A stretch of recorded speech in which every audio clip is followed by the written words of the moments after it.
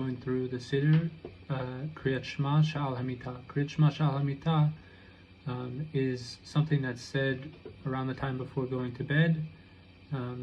This is a fulfillment of both the Torah's words and the words of the sages. The Torah advises us to recite the Shema, Uveshachbacha uvkumecha, when you lie down and when you rise up. And from the side of the sages instituted a blessing, Hamapil, to be said at this time. So we're going to go through the Siddurim. I have 3 Siddurim up here. I'm not sure if we'll get to all of them, but I wanted to illustrate what's actually a requirement from the side of the Torah and the sages, and what is custom. A lot of people who are either newcomers to Judaism, Baalei Tshuva, people who are newcomers completely, also many people who were born to religious families. All the texts in the Siddur for things like that, things like this, feels to many people feels intimidating, and it feels like it feels very heavy because there's a lot of text.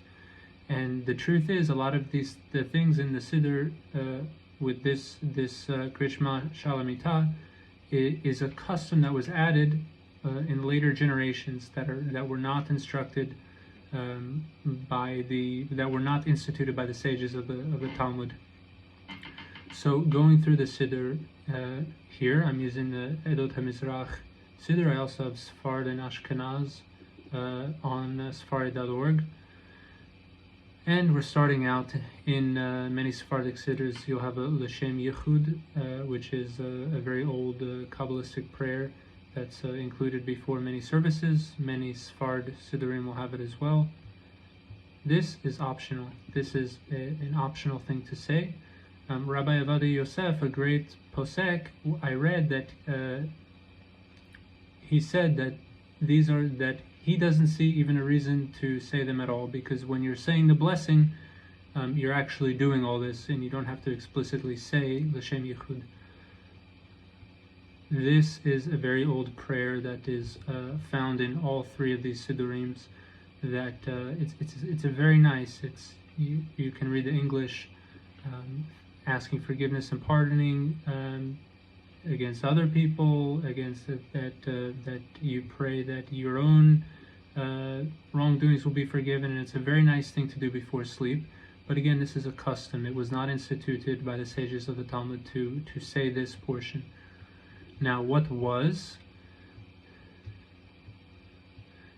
this blessing? This is Hamapil. This blessing was instituted by the sages of the Talmud, and this is considered a real, actual requirement to say this blessing before or after the Shema. I'm not sure the specifics. This is the Sephardic Siddurim always have it before. From what I've seen, this is what I do, and this is what I count on as a. This is what I count on, but there are different opinions whether to say it before or after Shema. The main thing is to say it. So this requirement, now moving down, the next thing that's really required is to say the Shema. And I learned that really it's most appropriate, and according to the Talmud and according to really the most appropriate path, and also the Kabbalists recommend to say all 3 paragraphs of the Shema. Now, this is the custom of many, but there are some who don't say all 3 paragraphs, and they only say the first paragraph. I looked in these 2 Siddurim, and actually this Ashkenaz Siddur has all 3 paragraphs, and this Sfard Siddur only has 1.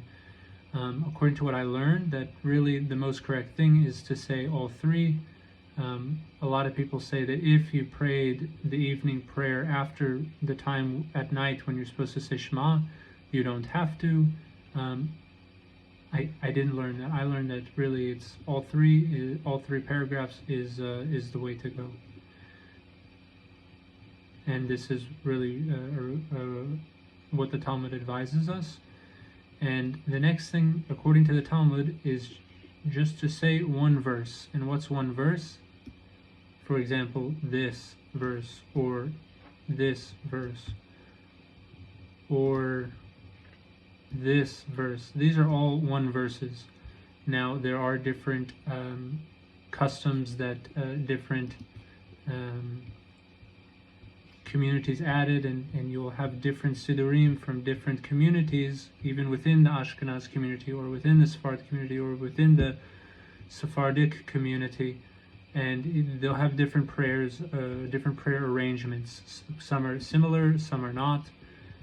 These are all custom.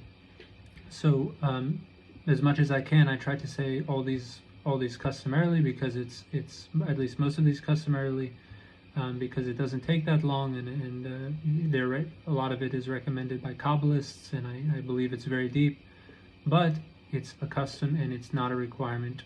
The only thing that's really required is one verse, one scriptural verse after you say all 3 paragraphs of the Shema, and before doing that, to say Baruch HaMapil, and that's the requirement. So I really believe in teaching what's the basic requirement, because a lot of people can feel like, oh, it's so heavy, I don't feel like doing 10 minutes, I don't feel like doing this whole 10-minute thing, or even a 5-minute thing, and it, like, they put it off and don't do it, something that's very important to do, instead of just doing the actual requirement, which is not as long as many of the things that are added customarily make it.